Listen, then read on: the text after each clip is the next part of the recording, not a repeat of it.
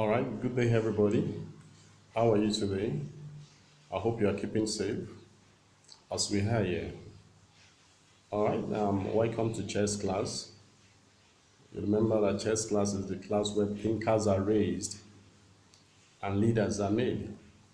Chess class is the class where thinkers are raised and leaders are made. It is thinkers that become leaders. And like I always tell you, that if you are not a thinker, you'll be a stinker. Of course, thinkers are those who become leaders. So, welcome again to chess class, where thinkers are raised and leaders are made. Now, very quickly, remember we'll be looking at these are a series of problem solving. Of course, we remember that chess is one game, and of course, it's more than a game that helps us in critical reasoning for problem solving.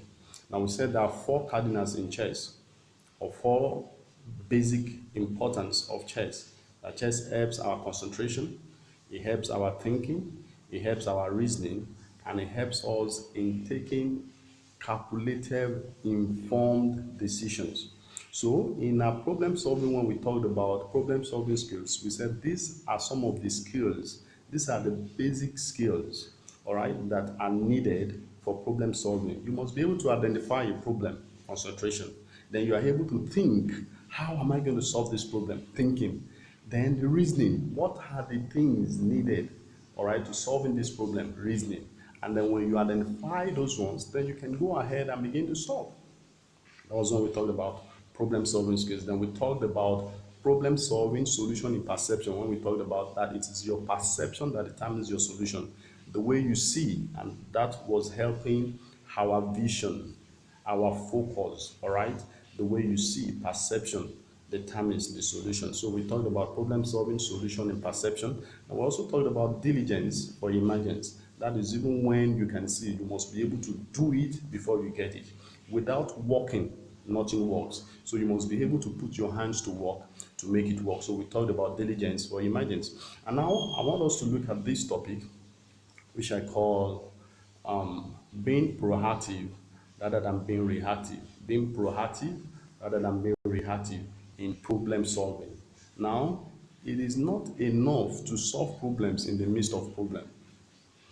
Now, it is better for you to anticipate likelihood of problems, and then you are beginning to solve the problems and put things in place in case the problem comes. That is what we call being proactive. So it is better to be proactive.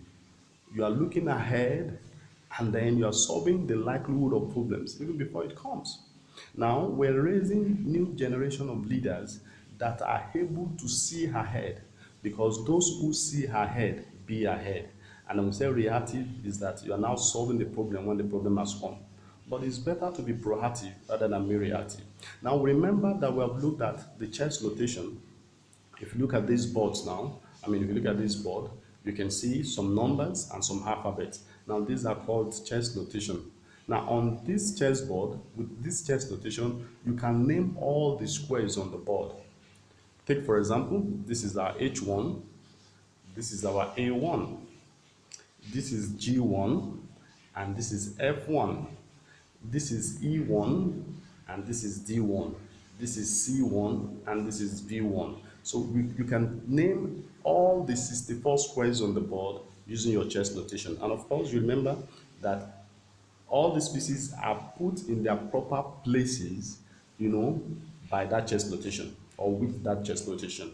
Now, you look at this. This is our rook, the knight, and the bishop. And the same goes to this side on H1, the rook, the knight, the bishop.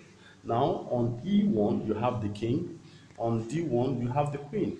And in pawns, you can see all the pawns. 1, 2, 3, 4, 5, 6, 7, 8. All right, 8. Now these are 8 pawns. Now, you remember that the rook is 5 points, the knight is 3 points, the bishop is 3 points, the rook is 5, the knight 3, the bishop 3. Now the king is 0, and of course the queen is 9. And in our class, we talked about, or we explained why the queen is 9 points. Now the queen is 9 points because inside of the queen you have the rook. Inside of the queen you have the bishop or the points of the bishop, and of course you have the pawn. Now you remember the rook is 5, the bishop is 3. So 5 plus 3 will give you 8, plus 1 will give you 9, and that is why the queen is 9. Now if you understand and remember how the rook moves, then you can move the queen the way the rook moves. If you understand and remember how the bishop moves, and then you can move the queen the way the bishop moves. Now, if you remember and understand how the pawn moves, you can as well move the queen the pawn way. And these three, the rook, the bishop, and the pawn, they are all in the queen. So, and that is why the queen is 9 points. But let's look at our game opening. We understand that the pawn moves on a straight line, 1 or 2 steps, all right? I can move it 1 step straight up or 2 steps straight up. Now, that is the first time. If I move my pawn 2 steps, I can't move it anymore, all right? 2 steps. I can only move it one step. And of course, remember my rook moves up, straight down, and to the side. I remember my knight can do 1 forward, 2 forward, turn to the right or to the left. You can see the likely squares you can go to, and this is showing us because we're using a 3D board. Now, assuming you are playing on a normal board, it's going to show you all of these ones. You are the one to determine where you want to go, and that was when we worked about our decision making, all right, from your thinking and reasoning to inform your decision. But now, because we're using a 3D board, it's showing us on the board where you can go to. All right, so remember the bishop moves diagonally, all right, and the queen, like we said, can move like the rook, the bishop, and of course the pawn. All right. Now the queen moves. I mean, the king moves 1 step, just like the bishop moves 1 step, like the queen, but 1 step. All right. All right. Now that leads us to the game opening. Now, if you don't understand the place of proper game opening, you begin to struggle. Just like in our creative writing, where we understand the place of, introduction, the body, and the conclusion. If your introduction is not properly written or properly put together, the examiner might not even be interested in reading the body, and then you lose marks. But when your introduction is fine, then you are just all right. Now, if you miss the place of game opening, you begin to struggle. So I'm going to show you how we start. We've talked in our previous classes the moves of all the pieces, the capture of all the pieces. But I want to show you that now, even when you know how to move the pieces and capture with them, you don't just start anyhow. Now, which pieces am I to start with? I'm going to show you. Now, the first piece you can start with is the pawn. The pawn. And why the pawn? Because the pawns are the ones in front. Nothing is blocking the pawn. So the pawns can move. And that's why you can start with the pawn. Now, of course, you can also start with the knight. Why the knight? Because the knight can jump over. Nothing obstructs the knight. Nothing obstructs, nothing is blocking, nothing can block the knight. Even when it's blocked, he finds his way out. But the other pieces cannot, except you clear their paths. And that is why we start with the pawns or the knight. Now, even if you're starting with the pawn, you remember the white starts first. Now, if you're moving your pawns, you don't start with any pawn. You remember we have eight pawns on the board. 1, 2, 3, 4, 5, 6, 7, 8. All right, you don't start with anyone. You start with the center pawns. Now, which one are the center pawns? I'm going to show you. Now, look at this. This is pawn 1, pawn 2, pawn 3. This is another 1, 2, and 3. But these two are the center pawns. The one on D2 and E2, they are the center pawns. They are the center pawns. Now, which one should I start with? Now, the pawn in front of the queen is called the queen's gambit. It's called the queen's gambit. The pawn in front of the king is called the king's gambit. Now, between these two, which one is better? But I will tell you, the one in front of the king, which we call the king's gambit, is better.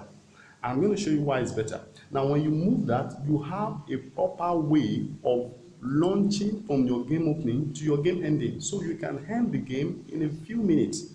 All right? Why? Because you have a plan you are following. You have a foresight. You have where you want to get to. And you have the ways to get there. And that is why chess teaches foresight. It teaches calmness, tenacity, which we're going to talk about. But here we're looking at how your game opening can help you being proactive. You are looking at a likelihood of a problem, and then you are putting checks in place to making sure that those problems are put out or they are solved. Now let's assume I move this. I want to move it just one step. I can decide to move it two steps, but I'll tell you the reason why I'm moving it one step. Now is the turn of the black to play. Now let's assume the black can play all the pieces, can capture with all the pieces, but does not understand the place of proper game opening. So it's just moving. He's not actually thinking, and then he's not reasoning. So his decisions are wrong. All right. So let's assume that he moves the pawn two. Look at the pawn is moving now. A7, he moved it to A5. Of course, we know now that that is a wrong game opening. Now, but because you are opening your game right, now the reason why you played your king's gambit is for the queen or for the bishop, can you see, to come out. And of course, I told you the queen can move like the bishop. Can you see the diagonal squares? Can you see the diagonal squares? Now, if I move my bishop to any of these squares, I should have a reason for moving that. If I move my bishop from F1 to A6, now if I move there, I'm not getting anything. So your decisions must be accurate. Now, if I move down there, I'm going to lose my pawn. I'm going to lose my points and I'm going to lose the bishop. If I go there, now the rook can take me. The pawn there can take me. That is the pawn on b7 and of course the knight on g8.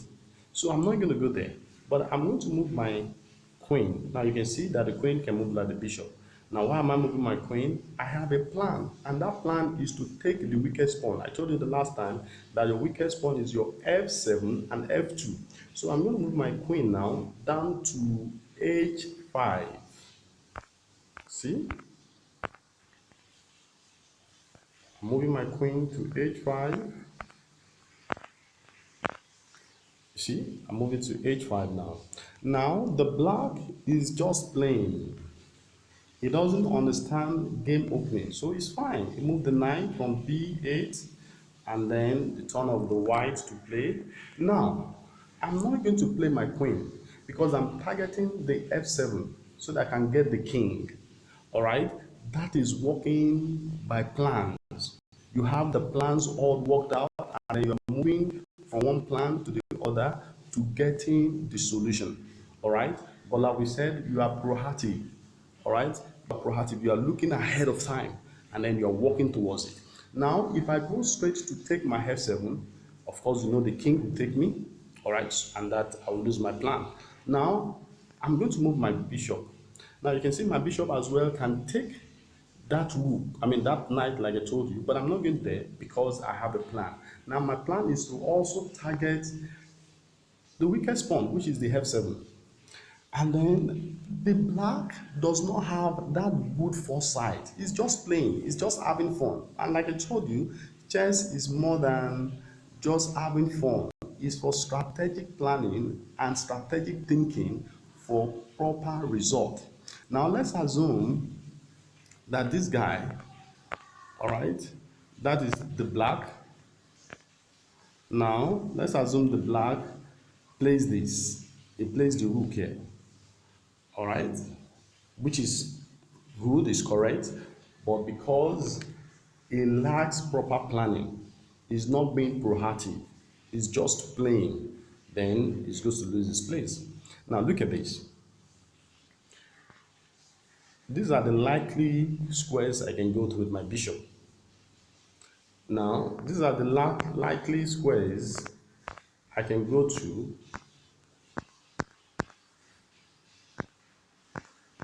all right, with my bishop. But like I told you, I'm not going to take the rook. I'm not going to take the knight because of the rook. I'm not going to take the knight because of the pawn. So what can I do? I'm targeting the weakest pawn, and then I take the weakest pawn out.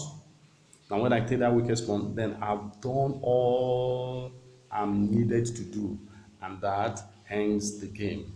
All right, that ends the game. Thank you. I will see you in your next class. All right, and of course, I can show you before we even go the moves. Can you see? I moved my gambit, which is the pawn in front of the king. I moved my queen, and then my bishop down to c4, and then down to f7, and that ends it. That ends it. Now this has shown you clearly the place of proper game opening and working with foresight or your vision to get it done. You don't achieve your visions without working it out. Our target was to get the king, and of course, we have laid down plans, and I was working towards that plan. And of course, you look at the other guy, he doesn't have a plan. So you can't achieve your vision without proper planning and without working out your plan. Now, in our next class, I'm going to show you how the black can actually work things around and work it around to his favor by putting plans in place. And then you see that this will now become difficult for the white to get this done. Thank you so much. I'll see you in our next class. Thank you.